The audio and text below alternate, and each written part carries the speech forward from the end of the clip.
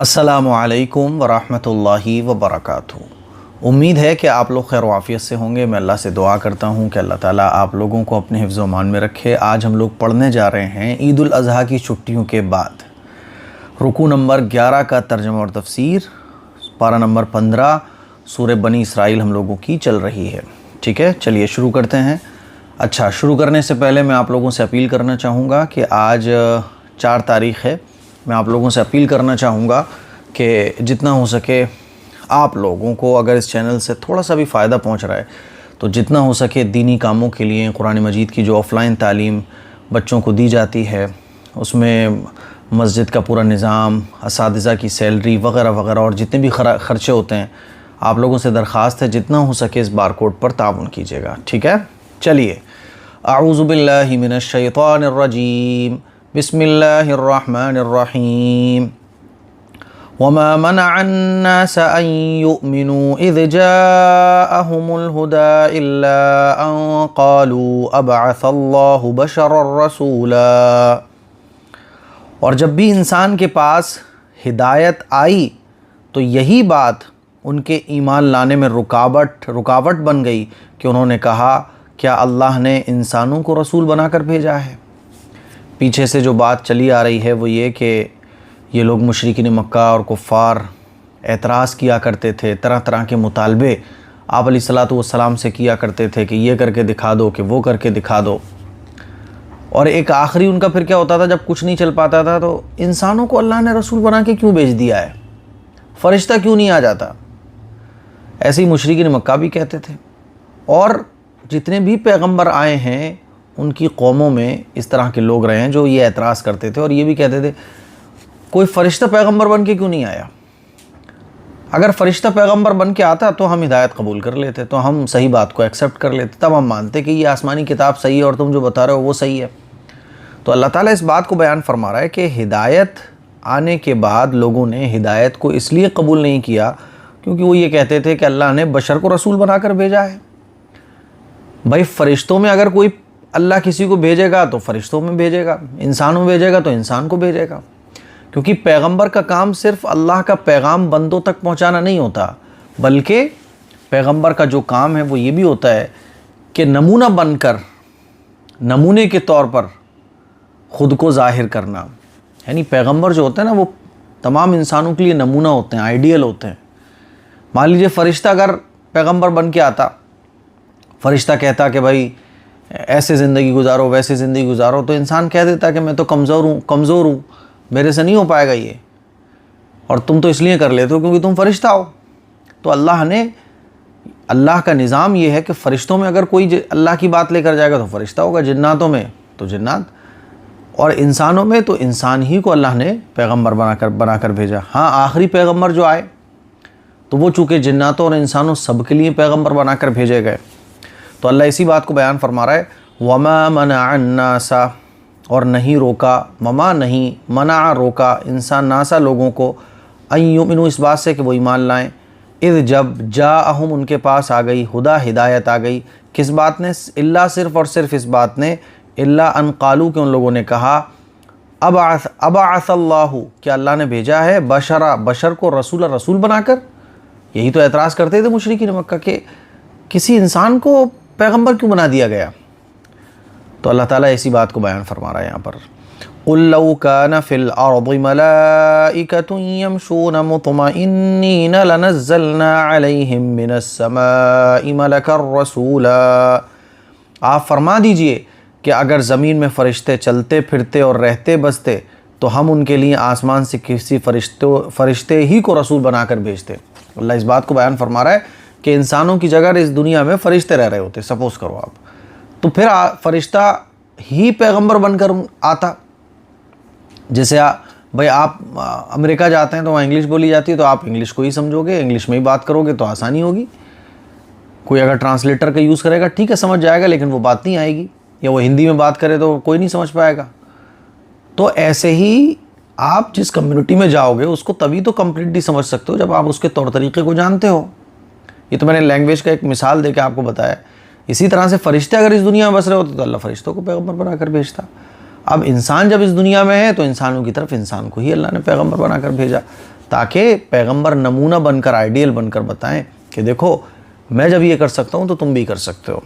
دیکھیے قل آپ فرما دیجئے لو کان اگر ہوتا فی الارض زمین میں ملائکہ فرشتے ہوتے یمشونا وہ چلتے مطمئنین یمشونا چلتے پھرتے بستے ہے نا، مطمئنین اور یہاں بستے، لنزلنا تو ہم ضرور بھیجتے علیہم ان پر من السماء آسمان سے ملکن فرشتوں کو رسول بنا کر۔ آگے دیکھیے قل کفا باللہ شہیدا بینی وبینکم انہ کان بعبادہ خبیرا بصیرا، آپ کہہ دیجئے میرے اور تمہارے درمیان اللہ کی گواہی کافی ہے، یقیناً وہ اپنے بندوں سے خوب باخبر ہیں اور تمام احوال کو خوب دیکھنے والے ہیں۔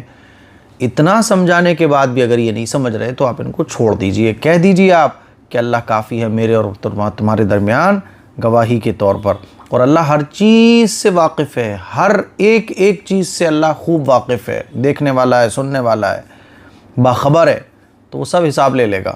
قل آپ فرما دیجئے کفا کافی ہے باللہ اللہ شہیدم گواہ کے طور پر بینی میرے درمیان و بینکم اور تمہارے درمیان۔ گواہی کس چیز کی؟ کہ میں نے بات اللہ کی پوری تم تک پہنچائی لیکن تم نے اس بات کو نہیں مانا۔ انہو بے شک اللہ کان ہے بعبادی اپنے بندوں سے خبیرہ باخبر بصیرہ اور خوب دیکھنے والا۔ ومن یہد اللہ فہو المہتد اللہ جس کو ہدایت سے نواز دیں وہی ہدایت پاتا ہے۔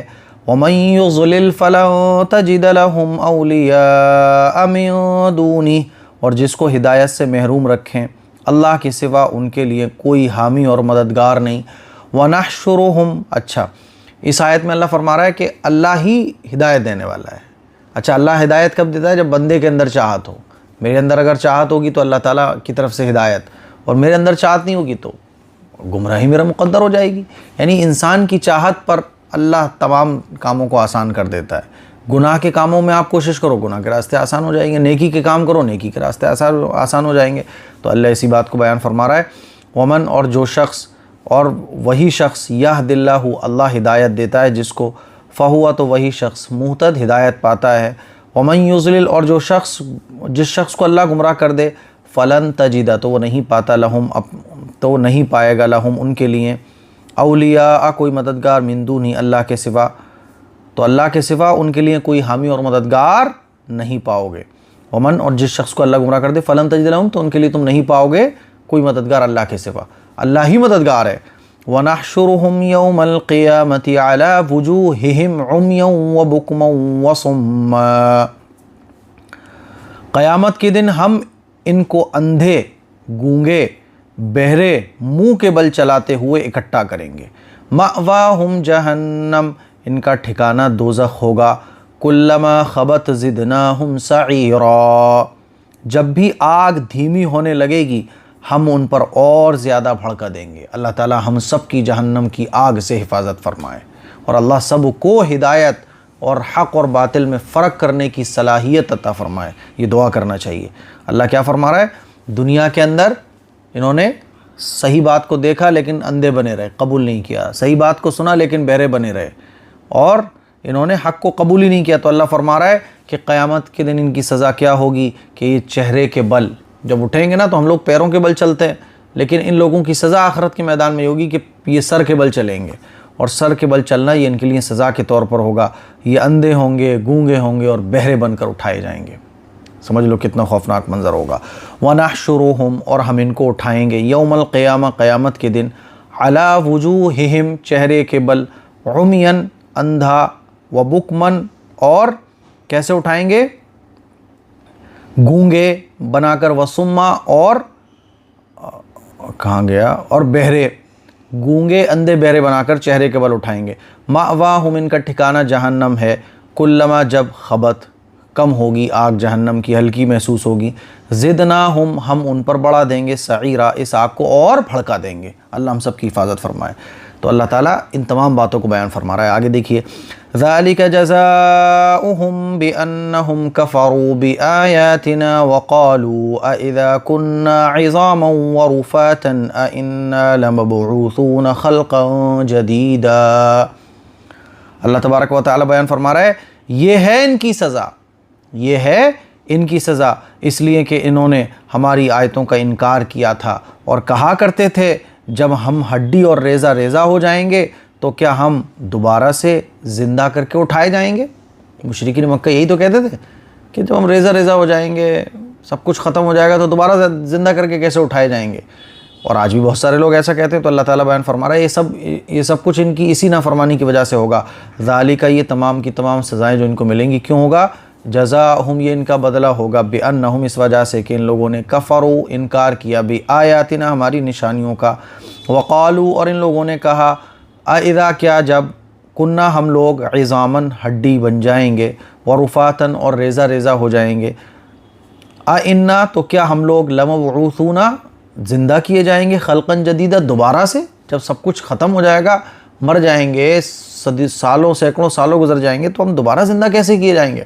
اللہ بیان فرماتا ہے اولم يروا ان اللہ الذي خلق السماوات والارض قادر على ان يخلق مثلهم وجعل لهم اجلا لا ريب فيه، کیا وہ اتنی سی بات نہ سمجھ پائے کہ جس خدا نے آسمانوں کو اور زمین کو پیدا کیا وہ ان جیسوں کو پیدا کرنے پر قادر ہے؟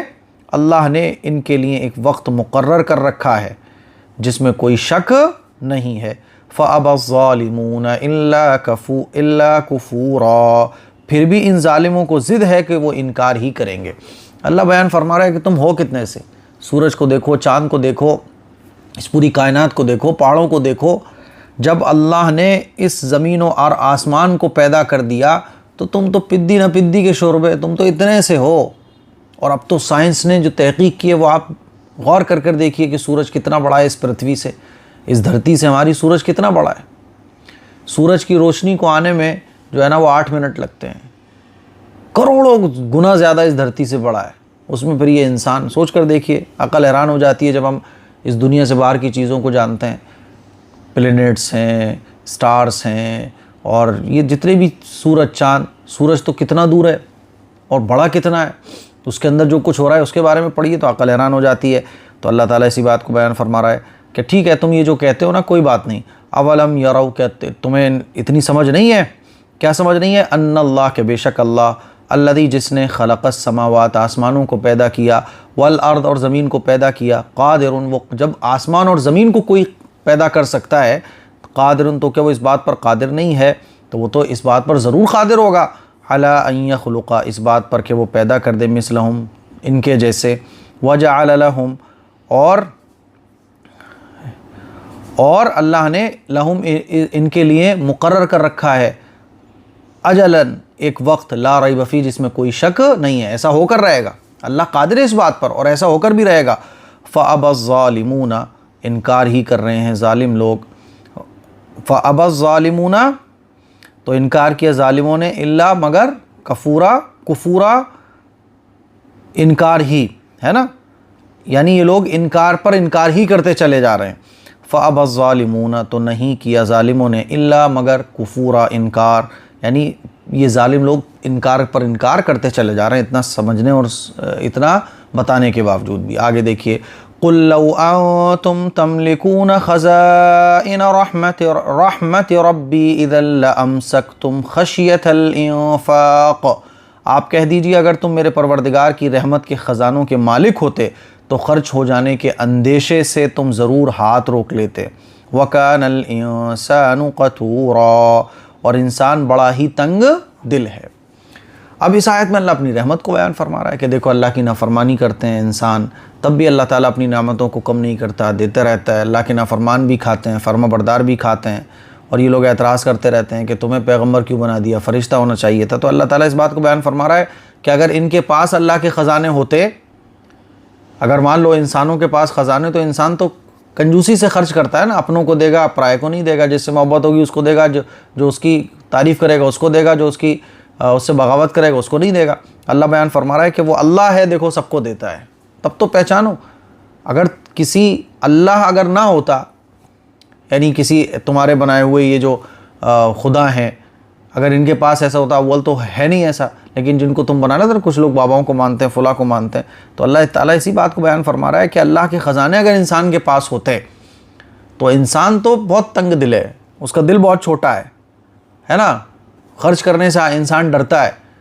لیکن اللہ کی مہربانی دیکھو کہ اللہ نافرمانوں کو، فرما برداروں کو، ماننے والوں کو، نہ ماننے والوں کو، سب کو اپنا اللہ اپنی رحمت دیتا ہے، اپنی نعمتیں دیتا ہے. قل آپ فرما دیجئے لو انتم اگر تم تملکون مالک ہوتے خزائن رحمت ربی میرے پروردگار کی رحمت کے خزانوں کے، اذل تب تو لامسکتم تب تو تم روک لیتے خشیت الانفاق خرچ ہو جانے کے ڈر کی وجہ سے اپنی خزانوں کو روک لیتے.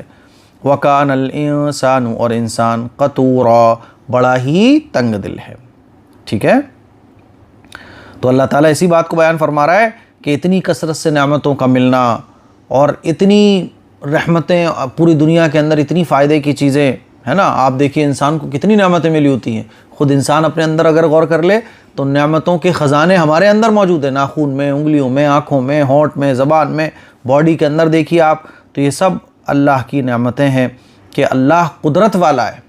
اللہ قدرت والا ہے. اگر اللہ قدرت والا نہ ہوتا، جیسے انسان ہوتے ہیں ایسے ہی کوئی اللہ ہوتا ہے نا، نعوذ باللہ من ذالک، تو انسان کا تنگ دل ہے، چھوٹا دل ہے.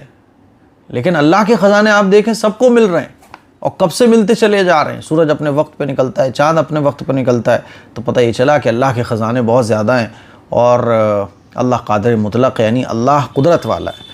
تو یہ آج کا ہمارا رکوع نمبر 11 تھا، جس کا ترجمہ اور تفسیر آپ لوگ اب تک سن رہے تھے، جان رہے تھے. مجھے امید ہے کہ آج کی ویڈیو آپ کو پسند آئی ہوگی. دعاؤں کی گزارش ہے اس کلپ کو شیئر کریں. السلام علیکم ورحمۃ اللہ وبرکاتہ.